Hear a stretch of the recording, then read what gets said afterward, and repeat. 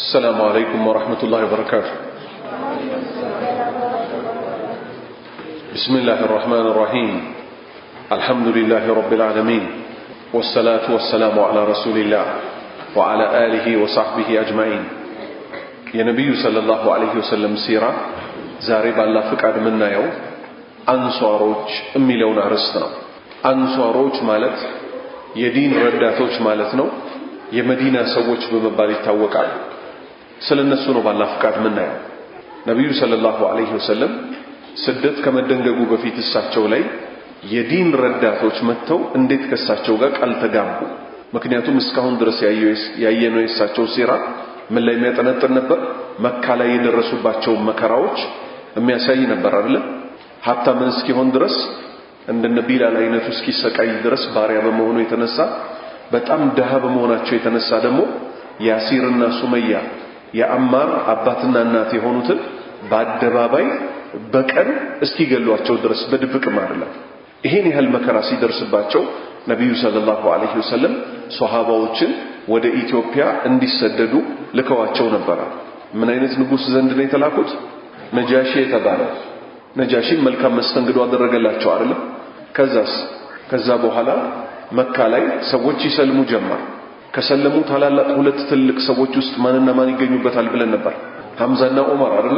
ባረከላሁ ፊኩም። ዛሬ ነብዩ ሰለላሁ ዐለይሂ ወሰለም ሂጅራ ወይንም ስደት የተባለውን እሳቸውን ጨምሮ እንዴት ወደ መዲና እንደተሰደዱ እናያለን። የመዲና ሰዎችስ ማናቸው የሚለውንም ባላህ ፍቃድ እናያለን። መጀመሪያ አንሷር የሚለው ቃል የዲን ረዳት የአላህ ዲን ረዳት የሚባለው ቃል ከኛ በፊት በነበሩ ህዝቦች ላይ ነብዩላህ ዒሳ አለይሂ ሰላም ተጠቅመውታል። ቃል አላሁ ተዓላ አላህ እንደዚህ ያለ ያ አዩሃ الذين آمنوا እናንተ ያመናችሁ ሰዎች ሆይ ሁኑ አንሷር አላህ የአላህ ዲን ረዳት ሁኑ ባላቸው ጊዜ ከማ ቃለ እንዳለው ማን እንዳለው ዒሳ ኢብኑ መርየም ዒሳ የመርየም ልጅ እኮ ከናንተ በፊት ብሏቸው ነበር። እነማንን? ለሐዋርይን ለሐዋርያቱ እኮ ብሏቸው ነበር። ሐዋርያቱ ማለት እነማን ናቸው? ለዒሳ በጣም የቅርብ የሆኑ ተከታዮቹ ናቸው። ለምሳሌ የነብዩ ሰለላሁ ዐለይሂ ወሰለም ተከታዮች ምን ይባላሉ? ሷሃባዎች ይባላሉ አይደል? ከሷሃባዎች ውስጥ ኹለፋኡ ራሺዲን የሚባሉት አራቱ አቡበክር፣ ዑመር፣ ዑስማን፣ አሊ እነዚህ ደግሞ ለነብዩ ሰለላሁ ዐለይሂ ወሰለም ይበልጥ ቅርብ ናቸው አይደሉም? ዒሳ ልክ እንደዚሁ ሐዋርያት ለሚባሉት መን አንሷሪ ማን ነው የሚረዳኝ ኢላላህ ወደ አላህ ማን ነው ረዳት የሚሆነኝ ባላቸው ጊዜ አስታውሱ። ስለዚህ እናንተ ያመናችሁ ሰዎች ሆይ መልእክተኛው ነብዩ ሙሐመድን ሰለላሁ ዐለይሂ ወሰለም እርዱ ዲኑን። ቃለ الحواريون ሐዋርያት እኮ አሉት ለዒሳ ነህኑ እኛ እኮ አንሷር አላህ የአላህ ዲን ረዳቶች እኮ ነን ባሉት ጊዜ የሆነውን አስታውስ። ከዚህ ምን እንይዛለን? የአላህን ዲን የረዱ በጠቅላላ አንሷር ይባላል። እንግዲህ ከመካ መዲና ድረስ ከ450 ኪሎ ሜትር በላይ ነው ርቀቱ። ነብዩ ሰለላሁ ዐለይሂ ወሰለም መካና ዙሪያዋ ላይ ያሉትን ህዝቦች በጠቅላላ አስተማሩ። አልተቀበሏቸው። ጧኢፍ ድረስ ሄዱ፣ ደበደቧቸው። ያላሰቡትን ድል አላህ ሊሰጣቸው ነው። ከመዲና ለሐጅ ሰዎች ሲመጡ 5 ሰዎች በድብቅ እስልምናን ተቀብለው ይሄዳሉ። ከዛ እስልምናን ያሰራጫሉ። ዛሬ የምናየው ባላህ ፍቃድ ስለነሱ ነው። አንሷሮችን አስመልክቶ አላህ ምን አለ? ወለዲነ እነዚያ ተበወኡ ዳር አገሪቱን መኖሪያቸው ያደረጉ ማንን? መዲናን እንደ አገር ይዘው ሲኖሩባት የነበሩ ሰዎች ወልኢማን እምነትንም ሚን ቀብሊሂም ስደተኞቹ ወደ እነሱ ከመሰደዳቸው በፊት እምነትን ደሞ እዛው እየተለማመዱ ነው ሲጠብቁ የነበረው። ዩሂቡን ይወዳሉ መን ሃጀረ ኢለይሂም ወደ እነሱ የተሰደዱትን የመካ ሰዎች እኮ ሙሃጂር በመባል የሚታወቁትን ይወዷቸው ነበር። ወላ የጂዱን አያገኙም እኮ ነበር በጠቅላላ ፊ ሱዱሪሂም በልቦቻቸው ውስጥ ሓጀተን ምንም አይነት ቅሬታ ምንም አይነት መጥፎ ነገር እኮ በልቦቻቸው ውስጥ የለም። በእነማ ልብ ውስጥ? በአንሷሮች ልብ ውስጥ ሚማ ኡቱ ሙሃጅሮች ከመካ የተሰደዱት የጦር ምርኮ ሲከፋፈል ነብዩ ሰለላሁ ዐለይሂ ወሰለም ቤት ንብረት የላቸውም። ቤት ንብረታቸው መካ ላይ ነው ጥለው የመጡት በሚል ምን ያደርጉ ነበር? ለመካ ስደተኞች ሞቅ አድርገው ይሰጧቸው ነበር የጦር ክፍፍል። የመዲናዎቹ ግን ራሳቸው ድሃ ከመሆናቸው ጋር አንድም አይነት ቅሬታ በልቦቻቸው ውስጥ የለም። ሐጀተን ሚማ ኡቱ እነሱ ከሚያገኙት እኮ ምንም አይነት ቅያሜ ቂም ነገር እኮ በልባቸው የለም። ወዩእሲሩነ እንዲያውም ያስበልጣሉ አላ አንፉሲሂም በነፍሶቻቸው ላይ እነማንን ያስበልጣሉ? ከኛ ይልቅ ሙሃጅሮች ቢወስዱ ይሻላል እያሉ ሙሃጅሮችን እኮ ያስቀድሙ ነበር። ወለው ካነ ቢሆንም እንኳን ቢሂም የመዲና ሰዎች ቢሆኑም እንኳን ኸሷሷ ይህንን ጥቅም ይህንን የጦር ምርኮ እነሱ ራሱ ድሃ ከመሆናቸው የተነሳ ፈላጊ እንኳን ቢሆኑ ኖሮ ከመሆናቸውም ጋር ግን አይፈልጉትም ነበር። ምን ይሉ ነበር?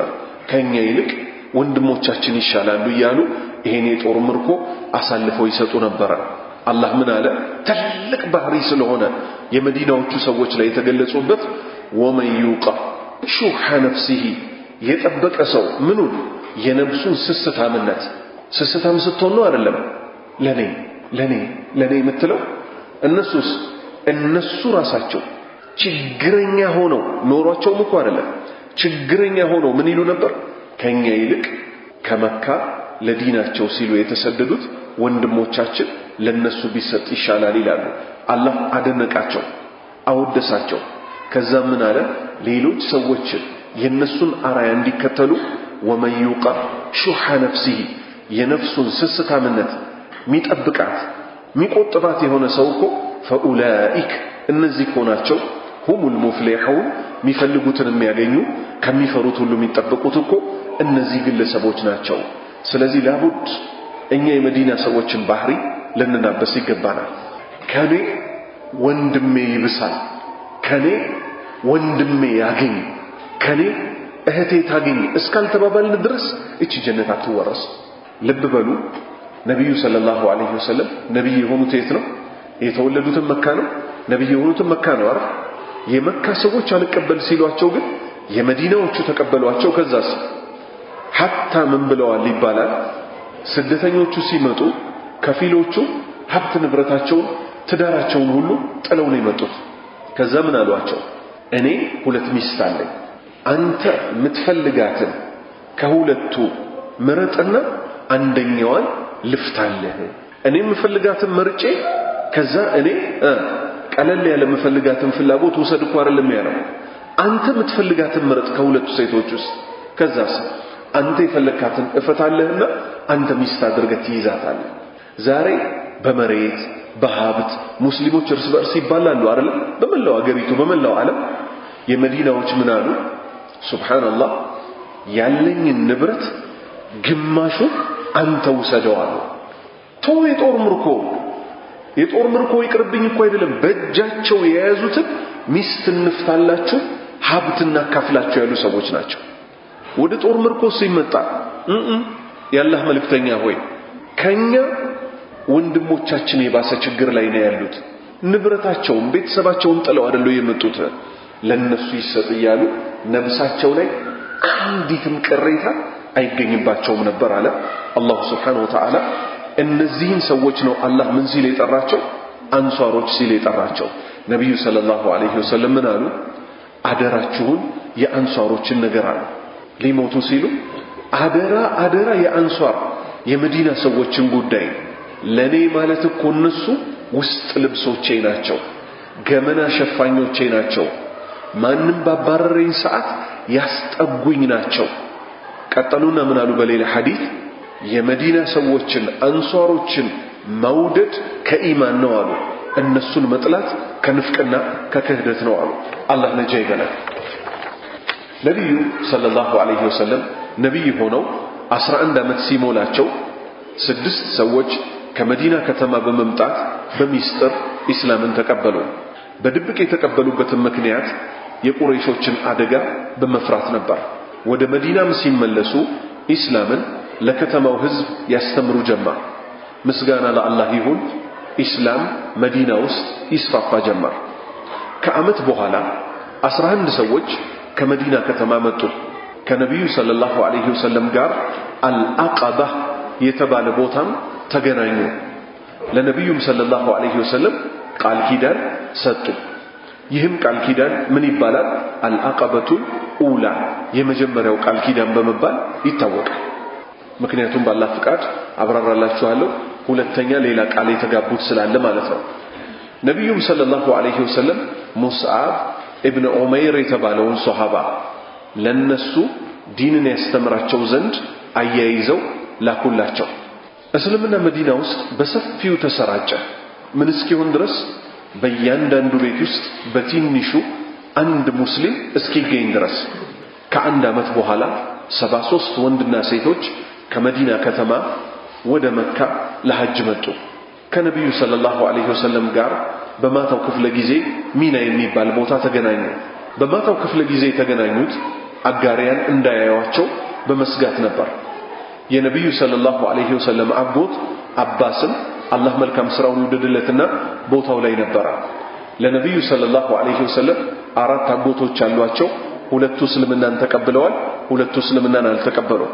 እስልምናን የተቀበሉት አባስና ሐምዛ ሲሆኑ እስልምናን ያልተቀበሉት ደግሞ አቡ ለሃብና አቡ ጣሊብ ይባላሉ። ባረከላሁ ፊክ። ከመዲና የመጡት 73 ወንድና ሴቶች ነብዩን ሰለላሁ ዐለይሂ ወሰለም ለመርዳት ቃል ገቡላቸው። ነብዩንም ሰለላሁ ዐለይሂ ወሰለም ወደ መዲና ከተማ እንዲመጡ ጋበዟቸው። ይህ ቃል ኪዳን ሁለተኛው የአልአቀባ ስምምነት በመባል ይታወቃል። የቁረይሽ አጋሪያን ስለ ሁለተኛው ቃል ኪዳን ሰሙ፣ በጣም ተጨነቁ። በዚህም ምክንያት አማኞችን በጣም ያሰቃዩ ጀመር። በዚህም የተነሳ ነብዩ ሰለላሁ ዐለይሂ ወሰለም አማኞችን ወደ መዲና በድብቅ እንዲሰደዱ ፈቀዱላቸው። በድብቅ መካን ትተው ወደ መዲና ተሰደዱ። የመካ አጋሪያን ነብዩን ሰለላሁ ዐለይሂ ወሰለም ለመግደል እቅድ አወጡ። ነገር ግን አላህ በጅብሪል ዐለይሂ ሰላም አማካኝነት ለነብዩ ሰለላሁ ዐለይሂ ወሰለም አጋሪያኑ ያሴሩትን ሴራ ነገራቸው።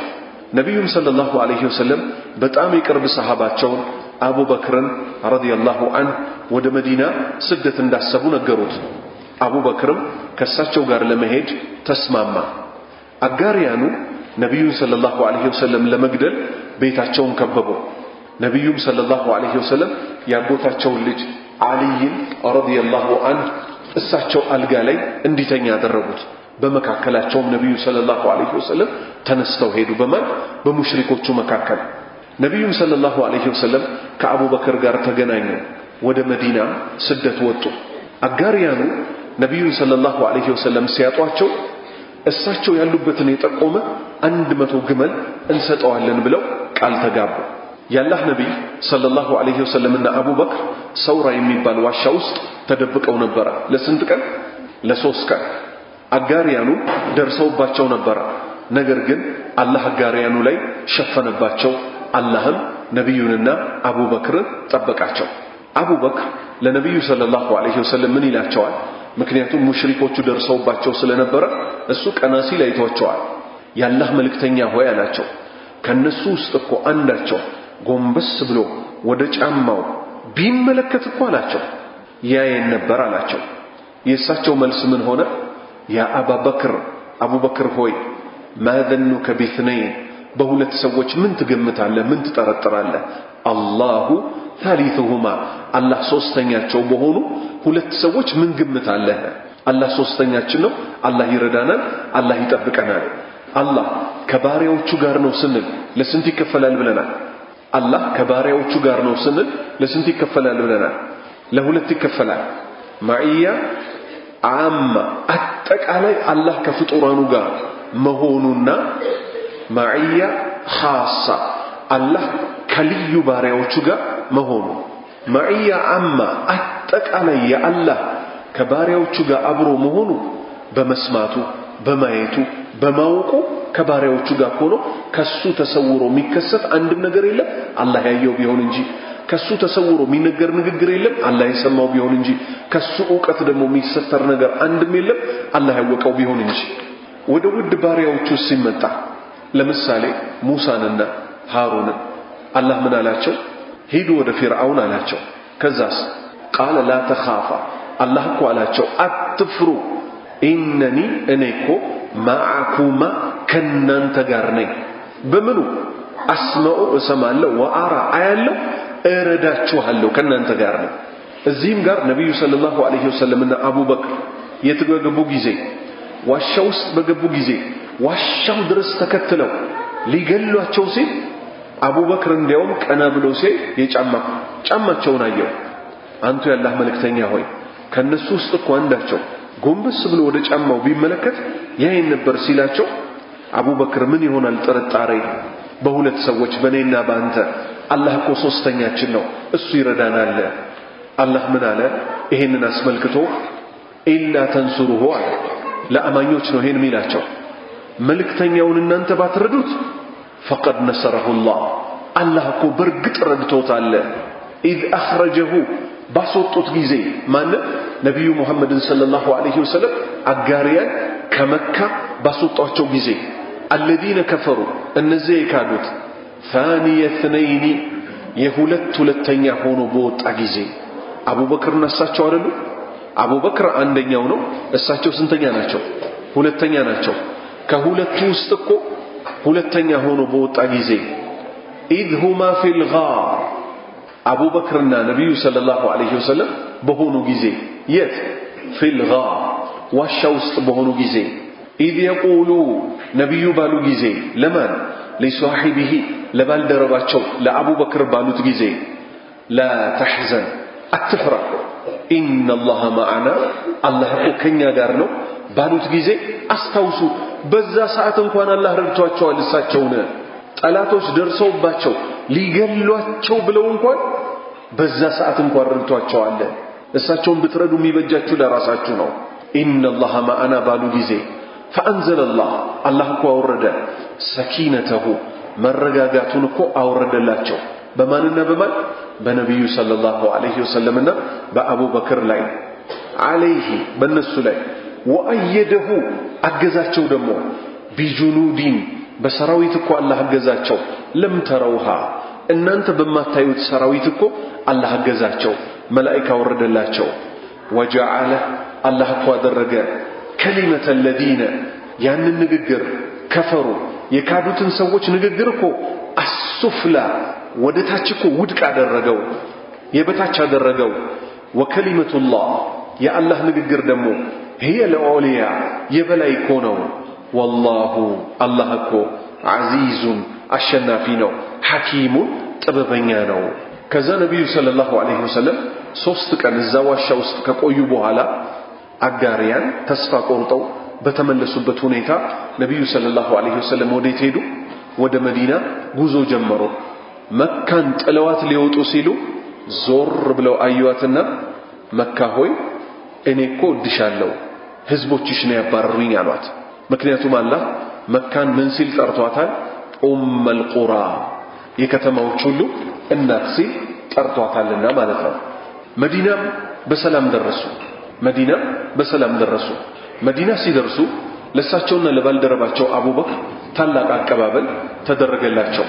መዲና ነብዩ ሰለላሁ ዐለይሂ ወሰለም ከገቡባት በኋላ ወይም ከተሰደዱባት በኋላ የነብዩ ሰለላሁ ዐለይሂ ወሰለም ከተማ ወይም መዲነቱ ነበዊያ በመባል ትጠራ ጀመር። አላህ ከመካ ከተማ ወደ መዲና የተሰደዱትን ሷሃባዎች ሙሃጂር ብሎ ስም ሰጣቸው፣ ስደተኞች ማለት ነው። መዲና ሆነው ስደተኞቹን የተቀበሏቸውን ደግሞ አንሷሮች ሲል ስም ሰጣቸው።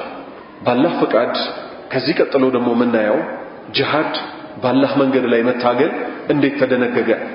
መካ ውስጥ ሊታገሉ አልቻሉም ነበር አይደል? የመካው ትግል ምን ነበር? መታገስ ብቻ ነበር። እየተበደሉ እየተጨቆኑ እየተገደሉ ታግሶ መኖር ነበር። አሁን ግን መዲና የማን ከተማ ሆነች?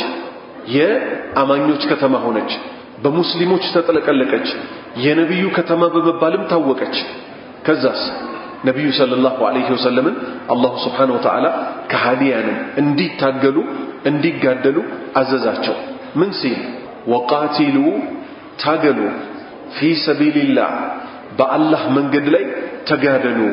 الذين እነዚያን يقاتلونكم ميقادلواችሁ የሆኑትን ولا تعتدوا ድንበር ግን አትለፉ إن الله እኮ لا يحب በፍጹም እኮ አይወድም المعتدين ድንበር አላፊዎችን እኮ አላህ በፍጹም አይወዳቸውም ከዚህ ምን ያዝ ጂሃዱ ራሱ የተደነገገው በእነማ ላይ ነው እነዚያ አማኞችን ሲያሰቃዩ ሲገሉ የነበሩትም እጅ አጣጥፎ መቀመጥ የለም መስፈርቱ ሲሟላ ምን ይደረጋል ሲበድልህ ኖሮ ምን ታደርጋለህ የበደሉ ልክ ድንበር ሳታልፍ የሚገባውን ትሰጠዋለህ ከዛም ነብዩ ሰለላሁ ዐለይሂ ወሰለም ምን ሊያደርጉ ነው ለጂሃድ ራሳቸውን ሊያዘጋጁ ነው በዚህ አንቀጽ መሰረት ብዙ ጭነቶችን የያዘ የመካ አጋሪያን ንብረት ሻም ከሚባል ቦታ ወደ መካ እየተመለሰ ነበር ሻም ማለት ምን የያዘ ነው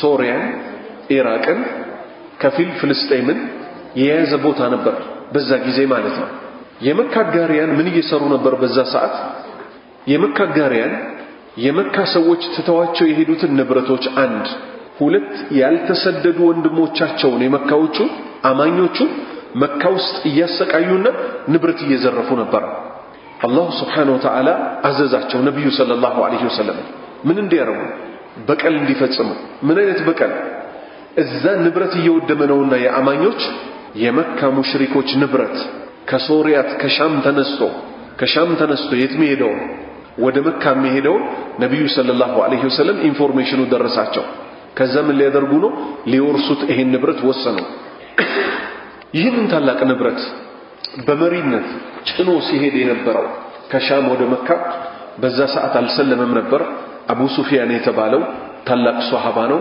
ረዲየላሁ ዐንሁ አቡ ሱፊያን አላህ መልካም ስራውን ይወደድለትና ለመካ ሙሽሪኮች ምን አላቸው አልሰለመም በዛ ሰዓት ብያቸዋለሁ ንብረታችሁን በፍጥነት ኑና አድኑ አላቸው ያላህ ፍቃድ ሆኖ ነብዩ ሰለላሁ ዐለይሂ ወሰለም ያን ንብረት ሳይወርሱት አቡ ሱፊያን ደግሞ ንብረቱን እንደምንም በፍጥነት አድርጎ ምን አደረገ አስመለጠ የመካ ሙሽሪኮች ግን 1000 ሰራዊት አዘጋጅተው ጦር መሳሪያ ተዘጋጅተው ወደ መዲና ለጦር እየመጡ ነበር ንብረታቸውን ከማዳንም አልፈው ማለት ነው አቡ ሱፊያን መንገድ ላይ ያገኛቸውና ንብረታችን በሰላም አልፏል ኑ ተመለሱ አላቸው እነሱ ምን አሉ አንመለስም እንገላቸዋለን ብለው ወደ መዲና ይጓዙ ጀመሩ ቁረይሾች በእምቢተኝነት ያዘጋጁት ሰራዊት ብዛት 1000 ሰራዊት ነው መዲና ላይ ነብዩ ሰለላሁ ዐለይሂ ወሰለም ስለዚህ ጦር ሰሙ ከሙሃጅርና ከአንሷሮች ሰብስበው ሹራ አደረጉ ነብዩ ሰለላሁ ዐለይሂ ወሰለም ነብይ ከመሆናቸውም ጋር በራሳቸው ተነስተው ሚሰሯቸው ነገሮች የሉም ነበር ከዚህ ምን እንይዛለን አላህ እንዳለው ወአምሩሁም ሹራ በይነሁም ጉዳዮቻቸው እኮ በአማኞች መካከል ያሉት እርስ በእርስ መመካከር ነው እና አቡበክርና ዑመርን ሌሎች ሷሃባዎችን ይዘው ምን ብናደርግ ይሻላል ብለው ተማከረው ነው ሲሰሩ የነበረው ከዛም የቁረይሾችን በደል ለመመከት መታገልና መመከት እንዳለባቸው እኮ ነብዩ ሰለላሁ ዐለይሂ ወሰለም ለሷሃባዎች አዘዟቸው ሙሃጅርና አንሷሮችን በአንድነት ተስማሙ በዛ ሰዓት የሷሃባዎች ቁጥር ለጦርነት የተዘጋጁት ከ313 እስከ 317 ይደርስ ነበር ያላህ መልእክተኛ ሰለላሁ ዐለይሂ ወሰለም የበድር ዕለት አላህ በጠላቶቻቸው ላይ ድል እንዲያጎናጽፋቸው እጃቸውን አንስተው የጭንቀት ዱዓ አላህን ለመኑት ምን እስኪሉ ድረስ አላህ ሆይ ዛሬ ብንሸነፍ ከዚህ በኋላ ምድር ላይ አንተን የሚገዛ አታገኝም እስኪሉ ድረስ ልብሳቸው ወልቋል ከላያቸው ላይ እሳቸው በጣም ከመጨነቃቸው የተነሳ ልብሳቸው መውለቁንም አላዩ አቡበክር ብድግ አረገና ሸፈናቸውና አላህ ቃል ይገባልህን ይሞላልህ አላቸው አላህ ምን አለ ኢድ ተስተጊቱነ ረበኩም فاستجاب لكم بألف من الملائكة مردفين من مالتنا ترجمه إذ تستغيثون ربكم جيتاتشون يجنك جزي دعاء بلمناتشوت جزي مكنياتهم نبيو جنقواتشون نبرا سنتامت استمرون وارلم يحجين متاكل صحابة يسبسبوت النزه اللو دمو يانكن كتشنفونا كموتو كذبوا هلا ميامن الله حتى جنجي مسكينو الدرس الله من هلا بتعم جنك قبلواتشو ጌታችሁን በለመናችሁ ጊዜ አለ አላህ ምን አለ فاستجاب لكم አላህ ግን እሺ ባይ ሆነው ጌታ መልስ ሰጣቸዋል። በምን መልስ ሰጣቸው? ቢአልፊን በአንድ ሺህ ሚነል መላኢከቲ ከመላእክት ሙርዲፊን ተከታታይ በሚወርዱ በሆኑ 1000 መላእክት አወረደላቸው። 313 እስከ 317 ድረስ ስንትን ሰው ገጠሙ? 1000 ሰውን ገጠሙ። በድል ተወጡት። የመጀመሪያው የሙስሊሞች ድል በአሸናፊነት የበላይ ሆነው ከሃዲያን 1000 ከመሆናቸውም ጋር ተሸነፉ። ይህ ጦርነት የተካሄደው በዕለተ ጁምዓ የጁምዓ ቀን በረመዳን ወር በ17ኛው ቀን ነብዩ መሐመድ ሰለላሁ ዐለይሂ ወሰለም ወደ መዲና በተሰደዱ በአመታቸው ነበር። ምን አልኩኝ? አሁን የበድር ጦርነት የተካሄደው መቼ ነው? በጁምዓ ቀን በረመዳን ወር በ17ኛው ቀን ነብዩ መሐመድ ሰለላሁ ዐለይሂ ወሰለም ወደ መዲና በተሰደዱ በአንድ አመታቸው። ባረከላሁ ፊኩም። 70 ሙሽሪኮች አጋሪያን ሲገደሉ 70 ደግሞ ተማረኩ። 14 ሙስሊሞች ደግሞ ሸሂድ ሆኑ፣ ሰማዕት ሆኑ። የቁረይሽ አጋሪያን ይህንን ሽንፈታቸውን ለመበቀል በአቡ ሱፊያን የተመራ 3000 ሰራዊት ደግሞ አዘጋጁ። ስንት ሺህ? ከ1000 በ3 እጥፍ ጨምረው ስንት ሆነ? 3000 ሰራዊት ደግሞ አዘጋጁ። ነብዩ ሰለላሁ ዐለይሂ ወሰለም አጋሪያኑ እያደረጉ ስላለው ዝግጅት ሲሰሙ እሳቸውን በተራቸው ምን አደረጉ? ከሙሃጅርና ከአንሷር ሱሐቦችን ደግሞ ይዘው ምክር ገቡ። እንዴት እንመክት? 3000 ሆነው ደግሞ ሊመጡ ነው አሉ። ከዛም ነብዩ ሰለላሁ ዐለይሂ ወሰለም ሱሐቦችን ሰበሰቡና ምን አደረጉ? 1000 ሰራዊት ደግሞ እሳቸው አዘጋጁ። 1000 ለ3000 ማለት ነው። ከዛ በኋላ ወደ ኡሁድ ወደሚባለው ተራራ ጉዞ ጀመሩ ነብዩ ሰለላሁ ዐለይሂ ወሰለም። ይህ ተራራ ሸሪዓ ላይ ብዙ ቦታ ተጠቅሷል። ከዚህ ውስጥ አንዱ የሚከተለው ሐዲስ ነው። ነብዩ ሰለላሁ ዐለይሂ ወሰለም እሳቸው አቡበክር ዑመርና ዑስማንን ይዘው ኡሁድ ተራራ ላይ በወጡበት የኡሁድ ተራራ ተንቀጠቀጠ። ሲንቀጠቀጥ ያላህ መልእክተኛ በእግራቸው ቸብ አርገው መቱትና ኡሁድ ሆይ ተረጋጋ፣ በላይህ ላይ እኮ ነብይ፣ ሲዲቅ፣ 2 ሸሂዶች ነው ያሉት። ነብይ ማናቸው? ራሳቸው። ሲዲቅ ማነው? አቡበክር። ሸሂዶች ሰማዕቶች ማንና ማናቸው? ዑመርና ዑስማን በሰው ተገለው ነው የሞቱት። ገብቷቸዋል አይደል? ስለዚህ እነዚህ ባሉበት ተራራው ሲንቀጠቀጥ እንደዛ ብለውታል። ከዛ ነብዩ ሰለላሁ ዐለይሂ ወሰለም ምን አሉ? ጥቂት ሱሐባዎችን ቀስተኛ ወይንም ደጀን ይባላል። ደጀን ማለት መከታ ማለት ነው። እናንተ መከታዎቻችን ናችሁ፣ ከዚች ተራራ እንዳትወርዱ። ከምን ተራራ? ከኡሁድ ተራራ እንዳትወርዱ። አሞራ ሲቦጫጭቀን እንኳን ብታዩ እዚህ ሆናችሁ ሌላ ጦር በጀርባ ቆርጦ ቢመጣ በቀስት ትሉታላችሁ፣ እዚህ ጋር ሆኑ፣ ሳትታዘዙ እንዳትወርዱ አሏቸው። ከዛ ጦርነቱ ጀመረ።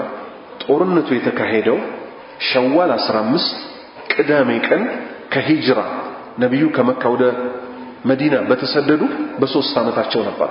ነብዩ ከመካ ወደ መዲና ከተሰደዱ ከ3 ዓመት በኋላ ቅዳሜ ቀን ሸዋል 15 ላይ ነው የኡሁድ ጦርነት የተካሄደው። ያላህ መልእክተኛ እገሌ ገሌ ገሌ ከተራራው እንዳትወርዱ ብለው መድበዋቸው ጦርነት ውስጥ ገቡ። ገና ጦርነቱ እንደተጀመረ ነብዩ ሰለላሁ ዐለይሂ ወሰለምና ሱሐባዎቻቸው ፈጠን አድርገው 3000ን አጋሪ ማሸነፍ ጀመሩ። ወዲያው ምን አሉ? ተራራው ላይ የተመደቡት ሱሐባዎች የጦር ምርኮ እየተከፋፈለ ነው፣ እንውረድ ብለው ወረዱ ተብለዋል? አልተባሉ። ምን ብለዋቸው ነበር?